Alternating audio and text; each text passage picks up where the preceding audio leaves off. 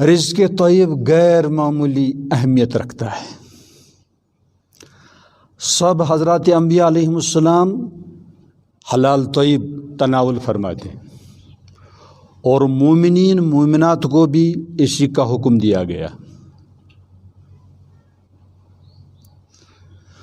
کوئی پوری رات بیدار رہے، خدا نہ خواستہ حرام کا ایک لقمہ داخل ہو گیا تو اللہ کے یہاں اس کی کوئی قدر نہیں ہے۔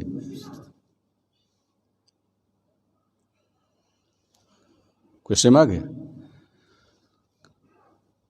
کوئی بہت مشغول ہے، تہجد کی فرصت نہیں، یا اسے آرام کی ضرورت ہے، تہجد نہیں پڑھ پاتا ہے، لیکن رزق حلال کا وہ اہتمام کرتا ہے، رزق حلال طیب کا وہ اہتمام کرتا ہے، فکر کرتا ہے، گناہوں سے بچتا رہتا ہے۔ اللہ کے یہاں اس کا شمار اولیاء اعظام میں ہوتا ہے۔ لوگوں کے ساتھ کام کر رہا ہے، مزدوری کر رہا ہے، آفس جا رہا ہے، کوئی سمجھ گیا؟ پسینہ آ رہا ہے، تو یہ نوافل پڑھنے سے ہزار غنیمت ہے کہ حلال خوری میں اگر ایسا کرنا پڑے۔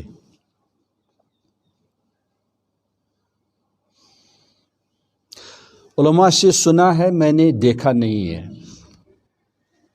کہ ایک مزدور کے ہاتھ پھٹے ہوئے تھے، نبی رحمت صلی اللہ علیہ وسلم نے ان کو چوم لیا، اس کے ہاتھوں کو بوسہ دیا۔ بہت ہی ماشاءاللہ شان انبیاء ہے یہ، حلال طیب کا اہتمام کرنا اور کسب حلال کا اہتمام کرنا۔ چند سال پہلے ہمارے ایک عالم عمرے پر گئے تھے، تو وہاں ملک شام کے ایک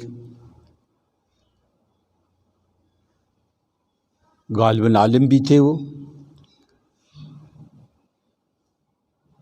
لیکن بہت صلاح تقویٰ، تو انہوں نے سنا کہ ان کو بہت کشف ہوتا ہے، صاحب کرامت ہے، تو اس نے کہا میرے ذہن میں بھی کوئی بات آ گئی، تو انہوں نے اس کے بارے میں بولنا شروع کر دیا، کسی میں آ گیا۔ لیکن اس کے پیچھے ایک عجیب حقیقت ہے کہ وہ سب جو کچھ کھاتے ہیں پیتے ہیں نگرانی کے تحت، حلال طیب طریقے سے، گویا اپنی زمین ہے ان کو، لیکن حلال طریقے سے کماتے ہیں اور وہی حلال طیب اپنی فیملی میں کھاتے ہیں۔ تو اس کی برکت سے رب العالمین ہر ایک کو نوازتا ہے جو حلال خور ہو، سما گیا، چاہے پھر زیادہ ضربے نہ لگائے، زیادہ نوافل نہ پڑھے، تو اس کا دل بہت ہی مقرب بن جاتا ہے، حکمتیں اس کے دل پر نازل ہوتی ہیں، عجیب و غریب الہامات اس پر نازل ہوتے ہیں، لوگوں کے حالات اس پر منکشف ہو جاتے ہیں۔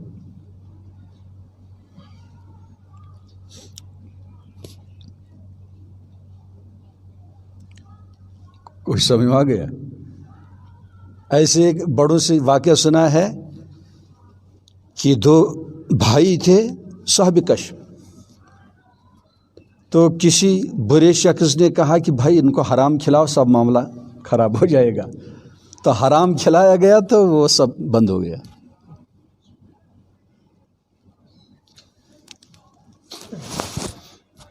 اس لیے ہمیں کبھی بھی اپنی طرف نگاہ نہیں کرنی چاہیے۔ کیوں؟ آپ کو معلوم ہے آج کل کا جو ہم کھا رہے ہیں تقریباً 99% سمجھ لیجئے اچھا نہیں لگتا ہے، لیکن پھر بھی جو بالکل صاف طریقے سے حرام ہو اس سے پرہیز لازم ہے. کوئی سمجھ گیا؟ باقی بہت سی چیزیں شک آور ہیں. اور جس چیز کا کھانا حلال ہوتا ہے دوسرے کو دینا بھی وہی حلال ہوتا ہے. اپنے لیے جو چیز حرام ہو دوسرے کو وہ چیز دینا بھی حرام ہے.